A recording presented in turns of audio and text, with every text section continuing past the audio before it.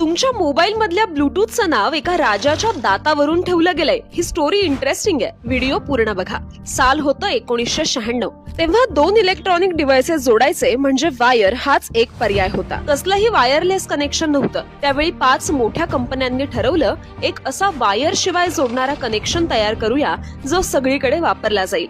पण नाव काय ठेवायचं असा विचार चालू असतानाच इंटेलचा एक इंजिनियर एका जुन्या डेन्मार्कच्या राजाबद्दल वाचत होता. त्या राजाचं नाव होतं हराल्ड गॉर्मसन. हा राजा काही साधा नव्हता. त्यानं 2 दुश्मन देश डेन्मार्क आणि नॉर्वे एकत्र आणले आणि एक नवा देश निर्माण केला. लोक म्हणायचे त्या राजाचा एक दात निळा होता म्हणूनच त्याचं टोपण नाव पडलं हराल्ड ब्लूटूथ. आता जरा विचार करा, एक राजा जो 2 देशांना जोडतो आणि एक टेक्नॉलॉजी जी 2 डिव्हाइसेसना जोडते. किती मॅच झालं ना.